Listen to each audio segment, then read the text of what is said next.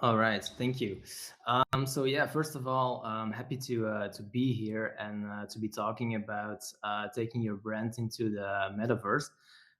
The biggest challenge for this talk was probably to get it into the short amount of time that we have.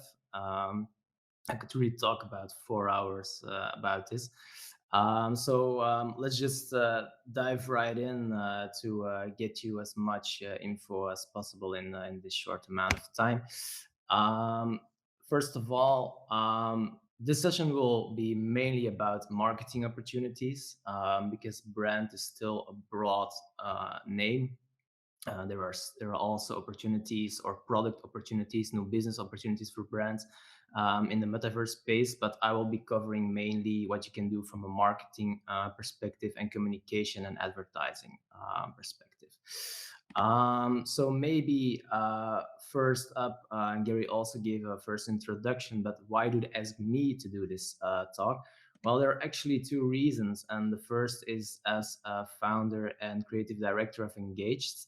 I'm not gonna turn this into a sales pitch, but Engage is actually Belgium's first digital activation agency, which we started back in 2018.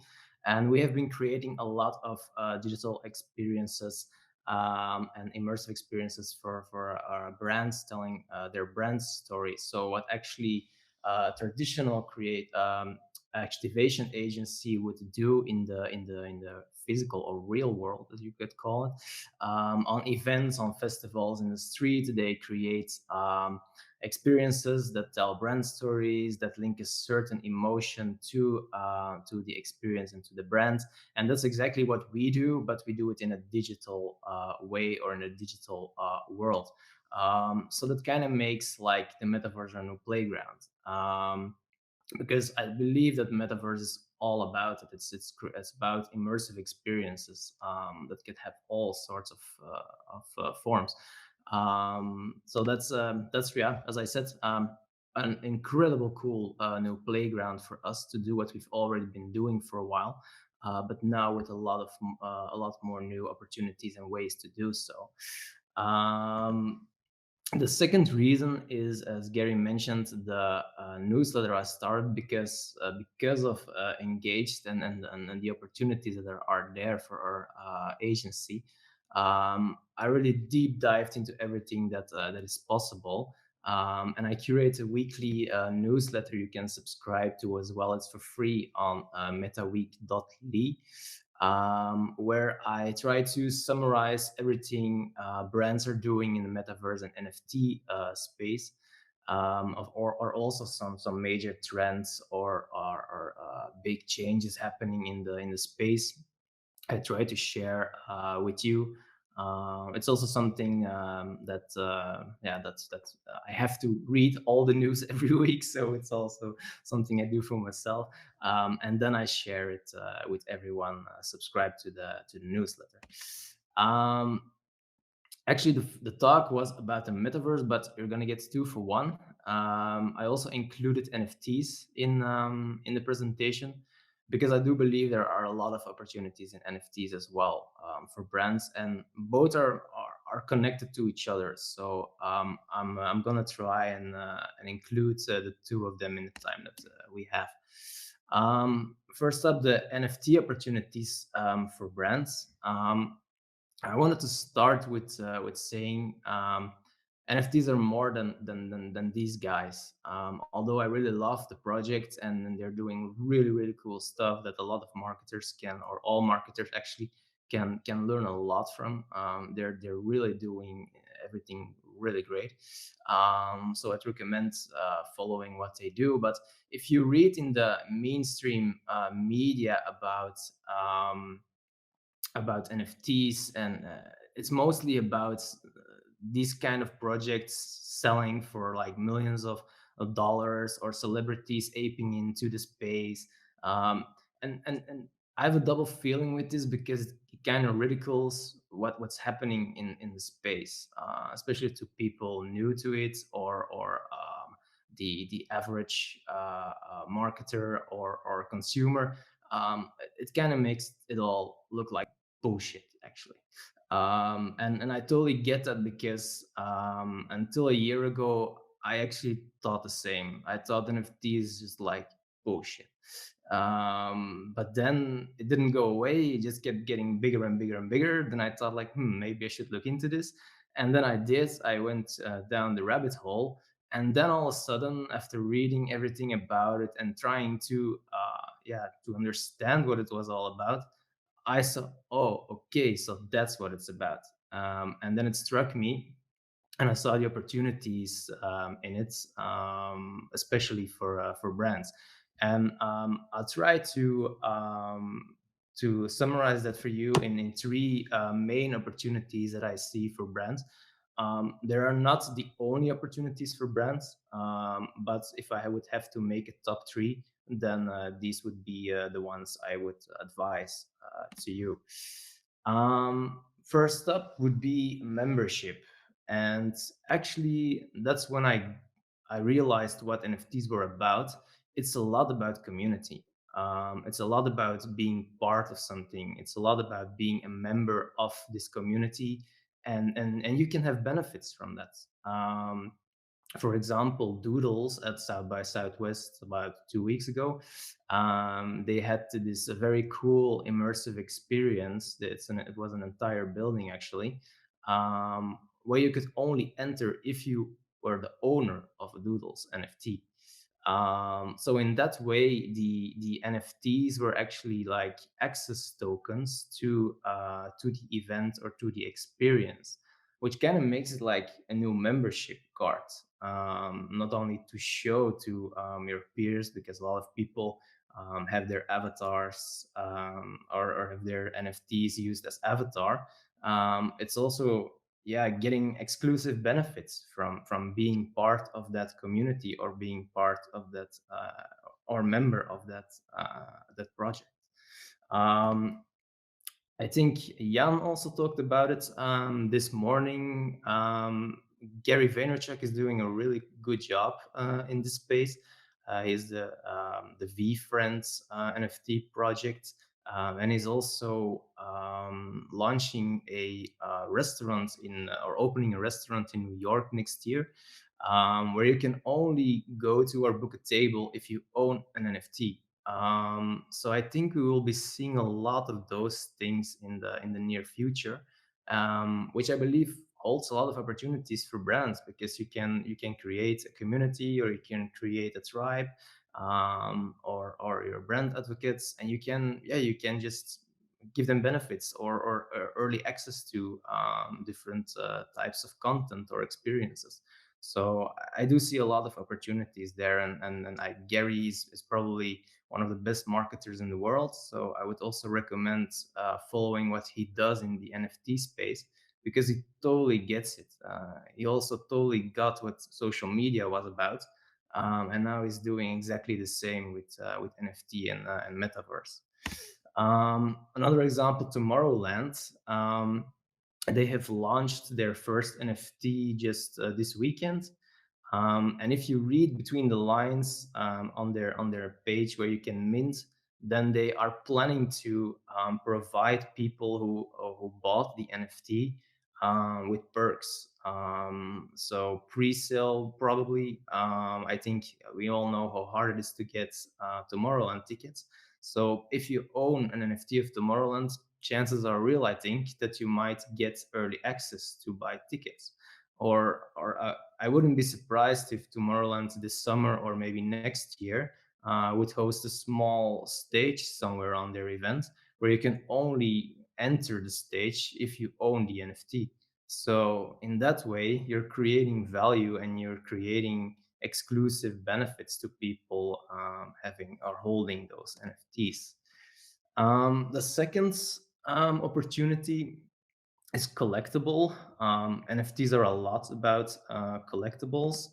I've seen a lot of proof of attendance NFTs lately, where if you attend a certain event or take part in a certain experience, that you receive an NFT as a sort of reward. But also, yeah, we've seen a lot of projects art projects or virtual sneakers, even virtual old timers and virtual watches that you can collect like you would collect baseball cards in the past. Um, Talking about the sneakers, Artifact has also been covered today, I think, by Jan Orbert. It's a very, very, very good project where we have in the real world a lot of sneaker collectors that that you can now also collect digital sneakers. Now, why would you do that? Well, on one hand, you have avatars in the metaverse, so you could wear them in the virtual world. On the other hand, what Artifact did was pretty cool. That all the NFTs are a one by one, so they're unique, and you could mint one of them as a physical sneaker, which is pretty cool because you own a physical pair of your digital sneaker, and it's there's only one in the world, so it's super exclusive. So that's really something brands can jump on as well. And Nike, they totally got this. They instantly saw the potential in this. And what did they do? They bought or acquired artifacts. So yeah, they really know this is something that is a huge opportunity for brands. Um, and the third one, it's also a bit about in the same direction as the last example I gave, the sneakers. Well, when we have virtual worlds and we have avatars running around in those worlds, then there will be more need for virtual goods as well. This will go from sneakers to clothing in general, to all other sorts of virtual goods like virtual land or real estate. And I think the talk after this one will be about virtual land in the sandbox. So then we need all kinds of sorts of virtual goods, and yeah, brands provide real goods in the real world. So why not provide virtual goods in the virtual world? So it's actually, yeah, very easy, I think, to just make that or progress or join that revolution that is going on. So that's actually the three top opportunities in the NFT space I would share with you. But if you listened already carefully, you see that there's like a red line in the tree, and everything is actually about perks. I think NFT and then Web3 is a lot about it. It's a lot about community. It's a lot about giving. It's a lot about providing value, and that's something that brands really need to understand. I think they also need to understand it already in Web 2, as you would call it. It's not been done enough, but in Web 3, yeah, you really, yeah, you can't just get away with it. Like why do people pay such amounts for bored apes? Well, because they give a lot to their community and to their holders. They have been giving mutant serums, they have been giving ape coins. Yeah, people just earn a lot of money with it by owning it. Artifact as well, they give you exclusive access to pre-sales of new NFT drops. They give you airdrops, so they just give you value for what you own. And I think as a brand, that's something you also should need to do if you would use NFTs or you drop an NFT project. Well, make sure that there are benefits for people buying them, and they're not just buying a JPEG. They're buying a token to be part of your brand or part of your community that you are creating. Um, Bonus opportunity. I think it's also been covered today. I think Anne mentioned it in her talk with Yeri. Um, it's a lot about PR as well. Especially today, it's new when brands jump into the metaverse space or in the NFT space. It gets a lot of attention in the press. Heineken, for instance, they totally got this. And what did they do? They launched virtual beer in Decentraland. I think it was last week or 2 weeks ago. Um, and actually, it was kind of fake. They didn't really want to launch a virtual beer. They actually wanted to launch a real beer in the real world. But they used this as a PR stunt, and yeah, it just got a lot of attention. So yeah, it's pretty clever to use it in this way as well. So this brings us actually to the second part, metaverse. Of the metaverse itself, where the Decentraland and Heineken case is already an example of what you could do in these worlds. But of course, there's much more to that. Um, to start, I would like to say that there is not one metaverse, like some people would like to let you believe. I truly believe that the metaverse will be everywhere. I think a lot of things are happening already in Roblox in terms of retail and e-commerce. Forever 21, Vans have been creating an entire world. Nike has created Nikeland in Roblox. So yeah, there's actually really a lot happening already in that space. Also, Pull and Bear, they have launched a virtual showroom, an island actually, last week, where you can walk around, pick clothings, dress your avatar, and then walk around in other metaverses with the clothing that you just bought or picked from the Pull and Bear experience. But also in live entertainment, this has been happening a lot.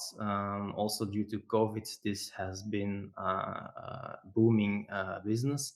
Deadmau5 or Paris Hilton, for instance, also they have been doing very good things, mainly in Decentraland.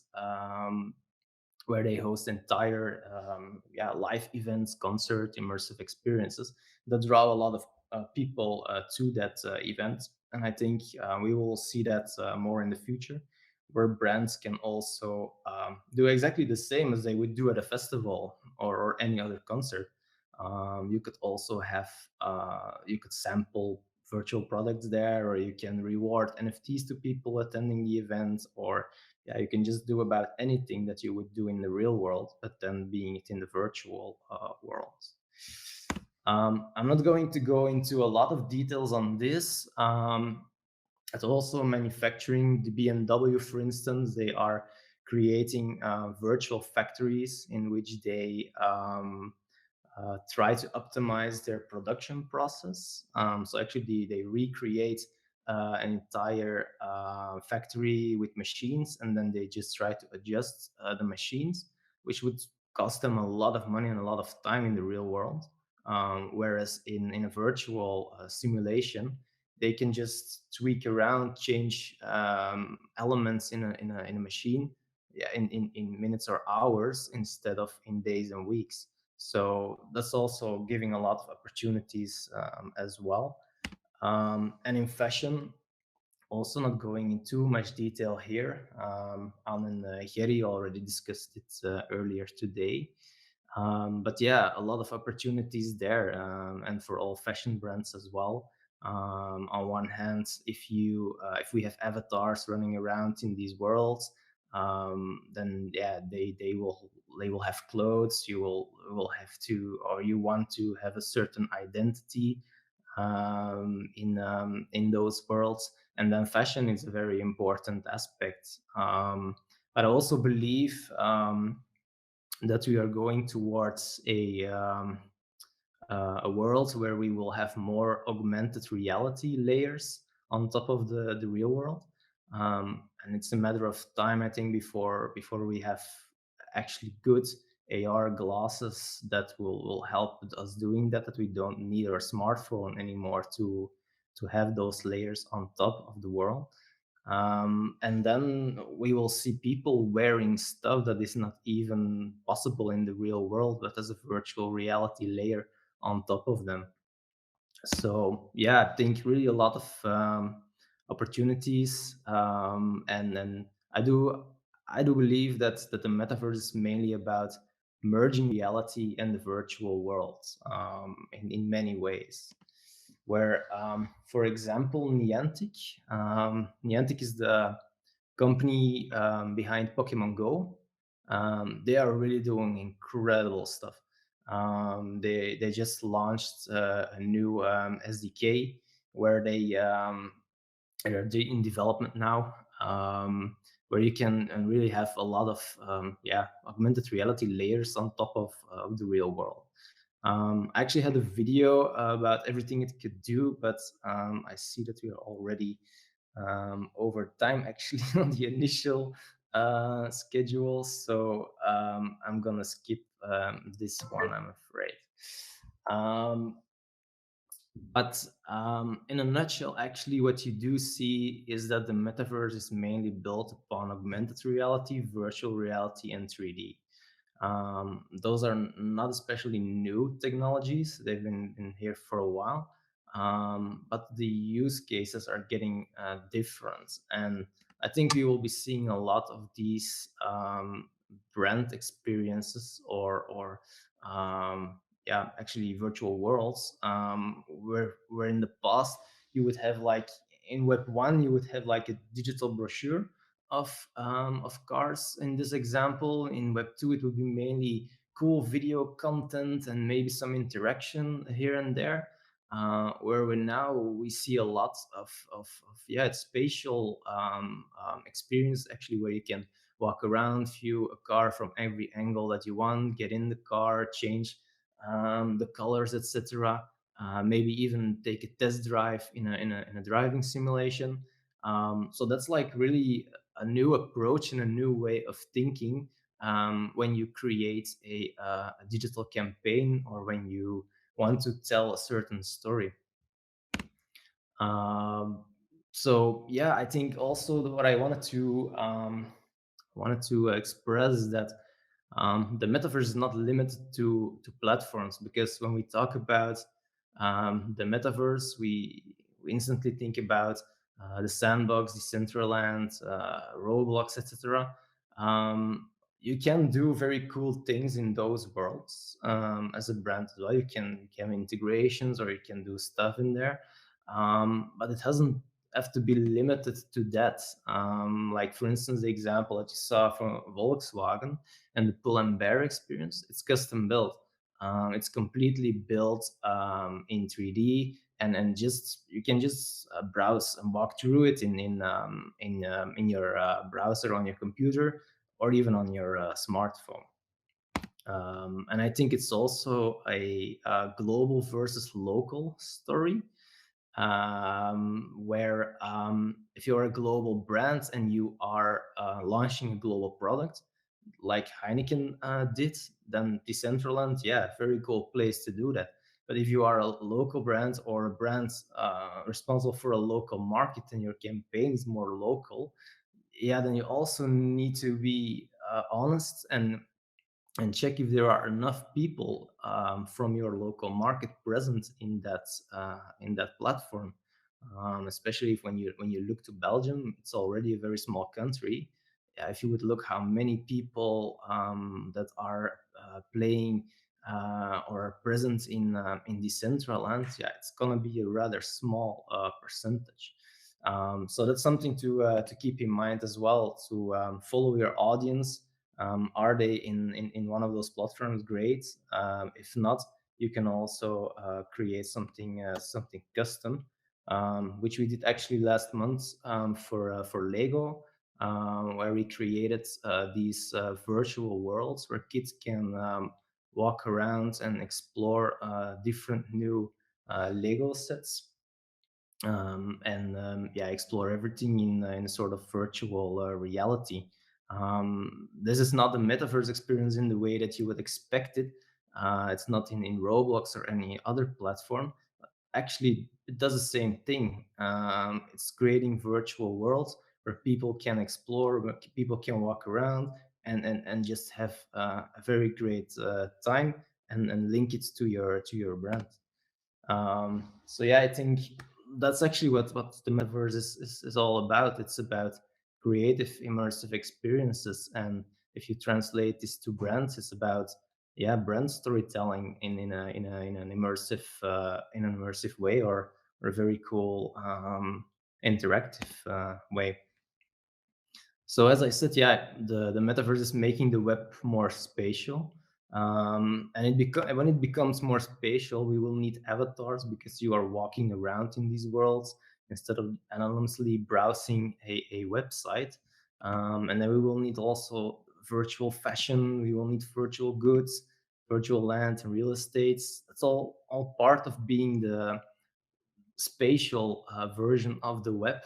And we need to own and take these or to be able to take these assets with us, because yeah, when we spend money in those worlds and we spend money on virtual items, we don't want it to get locked in into one platform. So I think that's where it all kind of comes together, everything that we've been talking about as well today in other sessions, where you have the NFTs that can be the sneakers, then you pay them with crypto, it starts on the blockchain, you can use it in the metaverse. So that's where everything kind of comes together in this space. Um, well, the metaverse is not a game. It looks like a game. It kind of is gaming as well, but it's actually really a virtual economy, and I think we should look at it from that point of view, not only as a brand but also as a consumer. It's really a virtual economy that is being created, which lives next to our existing real world economy. And a very good example of that is Z Run. I don't know if you know it, but it's actually digital horse racing. Um, and yeah, there are horses that are being bought and sold for like over 200,000 euros, and you think, wow, how crazy is that? Well, yeah, those are horses that really win races, and you can enter races. You have to pay to enter a race. You can win thousands of dollars when you win one of those races. And yeah, it's actually not that different from what horse racing in the real world is, but it's being completely held virtual. And in terms of brand integrations, you see that brands are actually doing the same in those worlds as they would do in the real world. Where Stella Artois, they created this entire branded racetrack, where all the races were taking place. So it's actually very similar to what they could do in the real world. And important to share with you as well, maybe, is that all those races 24/7 are being streamed on Twitch, so they have a lot of views as well. So it's not only the players who see that they are racing on the tracks, but you also have like people who are into esports watching those games real time and live on Twitch. So yeah, I just could go on, but I see that the time is ticking, so I'm gonna try to land it all here. Um, to be successful in the metaverse, well, I think you have to ask yourself the right questions, like you would do with any other marketing campaign. And then why would you do it? Why would you do something in the metaverse or do something with NFTs? Um, which brand values can you link to what you're going to do? Is it the right fit for you and your brand? Is your audience present? Is your audience tech savvy enough to mint an NFT, for example? Yeah, and then is your audience just ready for it, or is your brand ready for it? So I think those are actually the questions that you have to ask yourself every time, but especially when entering the metaverse with your brand. So yeah, I think that was it. So if you have any questions, then shoot.